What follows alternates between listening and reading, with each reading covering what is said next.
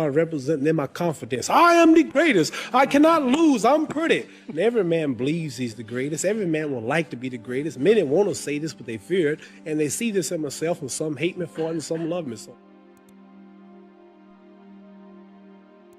Do you have a bodyguard? No. You don't? I got one bodyguard. He has no eyes, though he sees. He has no ears, though he hears. He remembers everything with the aid of mind and memory. When he wishes to create a thing, he just orders it to be, and it comes into existence. That's God. Oh, he's my bodyguard. He's your bodyguard. He's the supreme. What would you like people to think about you when you've gone? I'd like for them to say he took a few cups of love. He took 1 tablespoon of patience, 1 teaspoon of generosity, 1 pint of kindness. He took 1 quart of laughter, 1 pinch of concern, and then he mixed willingness with happiness. He added lots of faith, and he stirred it up well. Then he spread it over a span of a lifetime, and he served it to each and every deserving person he met. I studied life, I studied people, and I'm educated on this. But when it comes to reading and writing, I'm not. I may be illiterate in that. But when it comes to common sense, when it comes to feelings, when it comes to love, compassion, heart for people, then I'm rich. Yeah. I wrote something once that says, where is man's wealth? His wealth is in his knowledge. For if his wealth was in the bank and not in his knowledge, then he don't possess it because it's in the bank. You understand? My wealth is in my knowledge. I'm a spokesman for my people, and I want to represent my people, and I don't want to be a bad representative. I can't be blind, because the blind lead the blind, they all fall in the ditch. No, I want to say something right here. This might make you all think. Life is not really long. Let's say the average person, 30 years old. If you're 30 years old, you are not but about 7 years old. How can I prove it? Add up all the 7, 8, 9 hours you slept for 30 years. Out of 30 years, out of all the nights, last night when you went to bed and woke up this morning, you don't remember a thing. You've been unconscious for about 8 years. If you're 30 years old, you slept about 8 years. Okay, how much traveling have you done in 30 years? From the television station to home, to another country, to another city, to school, to church. You've probably traveled 2 years of your life or spent just getting back and forth to where you're going. So there's 8 years of sleeping, 2 years of traveling. There's 30 years out of your life before you accomplish anything. How long do you sit in school? In America, we stay in school from the 1st grade to 12th grade. 6 hours a day for 12 years. Break it down, you sat in a classroom for 3 years without leaving. Okay, 2 years of traveling, 8 years of sleeping, 3 years of school. How many movies have you went to? How many wrestling matches? How much entertainment? How many movie theaters, live plays, baseball games? Probably 2 years of entertainment. So by the time a man, you older people know him, bear with us what I'm saying, by the time you have children, by the time you have made a way for your children, by the time you've paid for your home, you're pushing 60 years old. So life is real short. See, Ali, that's the only thing about Ali. When you were watching Ali get beaten up as an old man, even if that was a young kid, he's not going to quit. You got to kill him. He won't quit. Even he was getting beat up every round, getting kicked out of my lab at home. And it's a champ. No, come on, let me out. Come on out. They wouldn't stop. He would have to stay up there and just take the beating like a man. He wouldn't quit. And the way I respect a guy like that so much, I have so much admiration for a guy like that so much, but it's just not right to be that way as a human being. Just say it's over. I come back and fight another day else. You got me, you know. And listen, I always like to think I'm a bad. I don't give a, but that's a part of Ali. That's where he overshines me, because I can't understand a man that's willing to just really die for this, you know. And I talk that, but he's the real thing.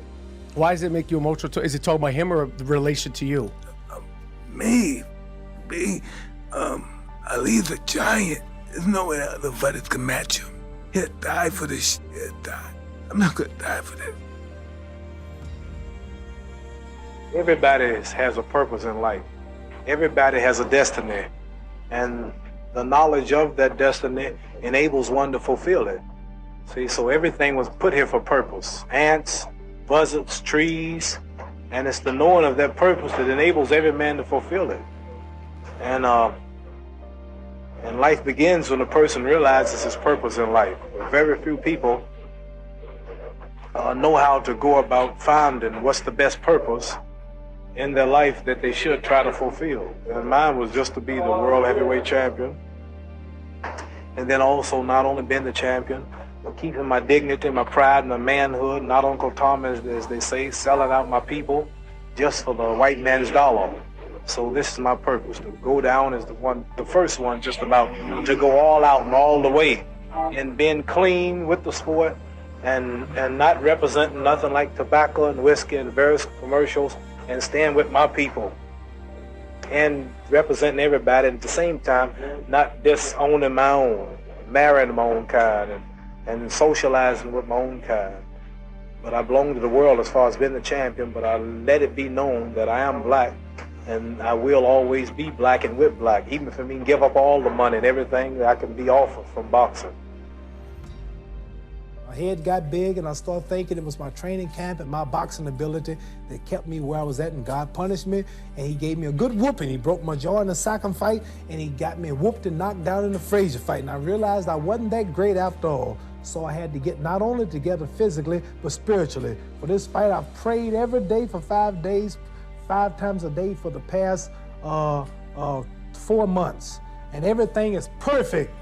And if Allah's with me, it ain't no way no man can win. No way. Because I'm representing God. I'm representing the freedom of black people in America. I want to be the one black man who stands up and look at white people and tell the truth, who don't sell them out, who don't Uncle Dom, who don't promote cigarettes, don't promote whiskey, take his fame to uplift his little brother in the ghetto. How do we treat each other? How do we help each other? So, I'm going to dedicate my life to using my name and popularity, helping charities, helping people, uniting people, bringing people bumming each other because of religious beliefs. We need somebody in the world to help us make peace. So when I die, if there's a heaven, I want to see it. Because we live how long? 80 years? The odds are everybody in this room, some of you are going to be dead 20 years from now, some of you are going to be dead 50 years from now, some are going to be dead 30, and some are going to be dead 60, 70 years now.